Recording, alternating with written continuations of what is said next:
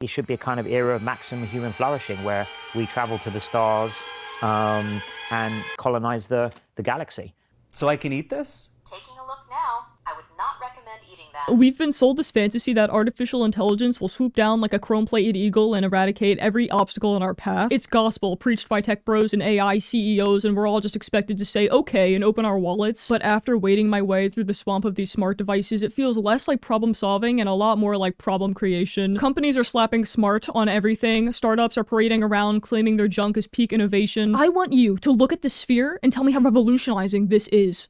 In addition to doubling as a projector, it can act as an assistant, giving directions, helping a user choose between two wines, take a good look, and even turning on a gaming setup. Oh wow, it can turn on your computer, something that you can do with the lift of one singular finger. Or if you're feeling lethargic, a strategically well-thrown pillow. The only scenario where this piss-colored Roomba freak wannabe becomes a necessity is if you've lost both of your arms in a tragic javelin accident, or if you're a clanker-phile. It honestly just makes me sick to my stomach just witnessing this thing accelerate around. Its size is also pathetic, and I hope it gets chewed to pieces by a Caucasian shepherd. If this thing were to ever materialize around me, I'd punt it with the righteous force of a vengeful god, landing several critical hits, ensuring that it was transformed from a villainous 3D harbinger of evil into a sad floppy paper plate.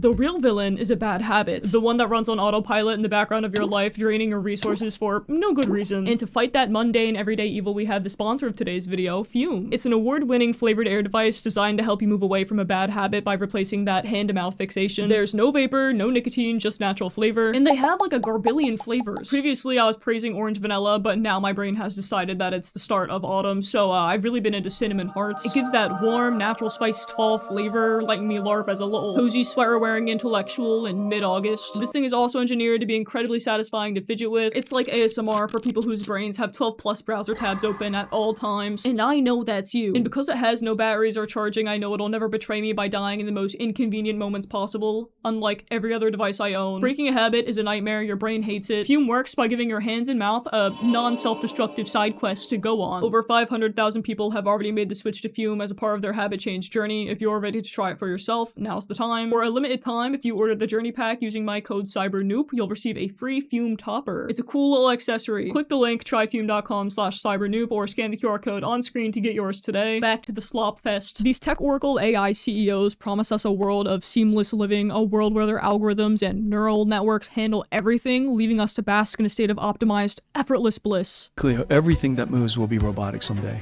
And it will be soon. We invested tens of billions of dollars before it really happened. I don't care for this world. I would rather sever all 10 of my fingers off with a rusted guillotine, gluing them back together individually as entertainment, making them into some sort of makeshift bowling pin set, than stare blankly at a wall while my Terminator husband makes me one of his homemade meals. Oh, I just love my bowl of bolts and batteries. Oh, you like the painting up on my wall? Yes, it was made by a real artist. It has a paper-like screen and AI sound effects. Don't you just love this atmosphere? This relentless, unquestioning faith in AI isn't just silly, it's actively making things worse because we're not just giggling at goofy little gadgets anymore. It's a much more larger, more facetious upcoming, and its ETA is not that far off. This isn't just about a few bad products, this is about AI solutionism, the dangerous belief that every single human flaw, every flicker of effort, every nuanced problem can and should be solved by an algorithm. And in the billionaires' path of this algorithmic wet dream, instead of making our lives better, it's infinitely making them worse. But who cares, right? Because my Samsung TV has a built-in cry detector and my toothbrush has AI. So, hey toothbrush, what are you for again? Brushing teeth. Oh, that makes so much sense. It's subtly shifting our society in ways that we're just now beginning to comprehend, and everything isn't that serious until it is, and the Earth has no more water left because we were too busy draining it all to cool the data centers powering our stupid robot dogs. And you want to know what's crazy? There's a guy right now in his GX Racer gaming chair going, I know what AI does to the world, but I just can't seem to give up the AI Studio Ghibli art of me and my strange age gap girlfriend. If I can't tag Grok under every tweet, how will I even know what's happening? Saw a guy doing assignments in the library. No ChatGPT. He just sat there typing in a Word doc manually, like a psychopath. He wasn't just typing, he was engaging in a lost arcane art form like blacksmithing or reading a paper map. The idea that doing something manually and using your own brain and actual effort is now being seen as inefficient is clinically insane. You people are being conditioned to believe that every task, no matter how simple, requires an AI assistance input. Critical thinking, writing, and basic research are all redundant because an algorithm can do it for us. If I were to tilt these people sideways, I am 1000% sure that their brain would start leaking out in a slime-like consistency,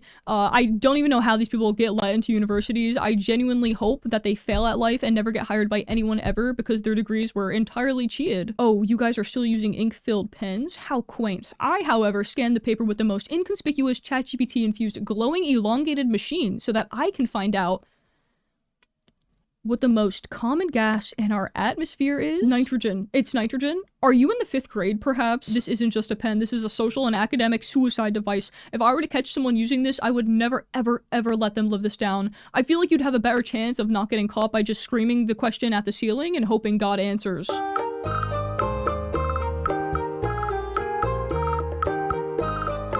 No, there's nothing suspicious here at all. It's just me and my futuristic rectal thermometer that I'm using to awkwardly photocopy the fake questions on the screen that I made so that I could sell this ass product. The whole point of cheating is to not get caught. Do we know that? Or has Grok not let you in on that one yet? Do we not know what copy and paste is? You can just put it in right there, one tab over. This is like a personality trait of a cartoon character depending on a fat USB stick Tamagotchi to finish rendering question 3. We need to bring back shame. And also probably public execution. The wearable gimmick gadget revolution feels less like a revolution and more like a garage sale for cyberpunk cosplay. It is beyond me how the majority of these got greenlit for funding. There are loads of slob products promising to be something new and different, but at the end of the day, they all devolve into the same non-functional Apple Watch. They're trying to solve the problem of having a perfectly good screen in your pocket by providing you with a worse screen on your wrist, on your face, or in a stroke of pure genius, giving you no screen at all. The Humane AI pin. It's like if an Apple Watch had all of its best features surgically removed. It has no screen, no speed, no wristband, overheats in 2 seconds, and it's worn on your chest shooting lasers. Your AI pin needs to cool down for a few minutes. It was doomed from the start. It initially launched with an insane price tag of $699 plus a $24 monthly subscription for the privilege of it not working properly. Its core premise was to liberate you from your phone by being a paperweight that doesn't function without your phone. It had 0 apps, a clunky laser projector that was barely even legible, and a subscription fee for features that your phone could do for free. But it has AI, and that's cool. And it spies on your kids while they're asleep, but that's for later. Let's have some fun with AI Mike. Ask the question, and then when you're done speaking, lift your finger up, and the pin will go off and do its thing. Who designed the Williamsburg Bridge? The Williamsburg Bridge was primarily designed by Leffert L. Buck as its chief engineer. Notice the convenient cut between clips. Yeah, that's because the tech in this thing is so half-baked, they probably had to ask it 58 times before she replied with something coherent. The fake reactions in this video pissed me off so bad. It was so ill-conceived that the company discontinued it less than a year after launch, and they didn't just stop selling it, they bricked it. Every single one of those $700 pins is now a dead metal ancient artifact. Remind me tomorrow to pick up the dry cleaning. Reminders are not currently supported. So many of these products were designed to fail from the start, destined to end up and rot away in the go-go gadget graveyard for eternity. After the apocalypse and we've all bombed each other back to the Stone Age, the only survivors will be a cockroach, a Baja Blast, and a small radioactive little mouse dragging along a Humane AI pin through the rubble. But wait, another contender for the throne of pointless tech gadgets emerged immediately after Humane's collapse. This thing is gonna replace your phone in a few years. So this is Rabbit R1, and it's essentially a smart handheld AI device. It looks like a kid's toy. It's a tiny orange square with a rotating camera and a little screen. It uses a large action model to perform tasks for you because, you know, no one can do anything anymore. So what you're looking at right here is a Rabbit R1. Easily one of the most exciting gadgets to come out of CES 2024. If this is a top contender for the most exciting gadget of the year, then the bar is actually in hell. I could take a steamy hot shit and stick a graphics card in it, and it would be 10 times more innovative. I'd sweep the competition. It's an iPod with voice controls. Come on. Rabbit R1 is the first of its kind to come with a patented proprietary technology called the Large Action Model, or LAM. A large action model? What a fantastic over-the-top way for saying a macro. That's like me calling this a large mechanical pointing execution conversion model. They made this big old word up, and for what? The ability to watch a robot awkwardly click through an app for you while a droid voice narrates it? A task that you could have done yourself in 10 seconds? What's this thing called? Let me take a look. This appears to be a stress ball or a rubber squeeze toy in the shape of a small, round figure. This algorithm is dumber than the average 3-year-old. You can hear the gears grinding around in its stupid tiny little orange box brain. This is a dog toy, right? No, this is not a dog toy. This appears to be a large red tomato or other type of... It is a real food item, not a toy. I would not recommend eating that. It's almost breathtakingly wrong. This is less effective at identifying a big red bright object than a human who has spent a total of 12 seconds on this planet. Oh, this is a hard one. Yellow cylinder, possible food adjacent item. The R1 is a device built to be an app for other apps, but it does it all so clunkily. Why would you spend $200 on a device with a terrible battery and a tiny little screen to, like, order an Uber when you can just use your phone? I'm sure you've seen the wearable recorder AIs. I've seen them in real life, specifically this one, Omi. How Omi works. You ask it things, it learns. Omi will answer, knowing everything about you. Super cool, I've always wanted that. French girl likes you. Tell her French words. He's setting you up. Are we really gonna believe the guy that's shaped like an AirTag? I feel like you wouldn't be able to read this line without the panic of a hostage reading a ransom note. This thing's gotta be like the lamest wingman ever. She's lying. Her eyes darted 3.2 degrees while speaking. Yeah, it's totally normal to need to stick a disc to the side of your head like a mind control parasite to ask someone out. Today though, it listens to you and your surroundings automatically, so you can get notifications for things like what someone said and how to respond on your smartphone. These are your grandparents. They love spaghetti. Absolutely vital intelligence. And for all of that, it's a steal at just $89. I can't wait to be a Mentos-headed digital zombie that needs to be told when to respond to a compliment. If you see this device on someone, know this. They don't just remember, they can print out exactly where you messed up. Fastest way to make someone despise you, by the way. Is this like a AI tool or like a hostage situation? It's a weaponized perfect recall snitch worn as a fashion accessory for insecure people with trust issues. It's just so amazing how I can now be a walking, talking security camera for a company I've never met.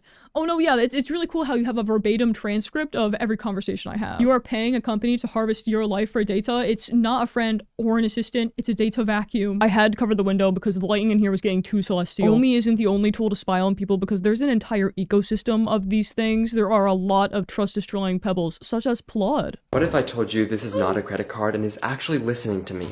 This is the Plaid AI note, and the world's most depressing credit card-looking saw trap that listens to every minuscule detail. The market demand for things that record people is apparently infinite. The idea is you put this almost anywhere and then can record your conversations, a lecture, a business meeting, or anything else. Anywhere. A boardroom, a coffee table, a woman's purse when she gets up to use the bathroom, you know, normal non-sociopathic behavior. Just discreetly pepper these around your life and watch all of your closest relationships turn into potential evidence. Guys, our phones already do this. You're paying a premium for the aesthetic of deception, for the right to be a slightly more organized creep. This also has the ability to record your calls. All you have to do is flick this little switch, slide it into this little case, then pop it on the back of your phone and hit record. Happy birthday, Grandma!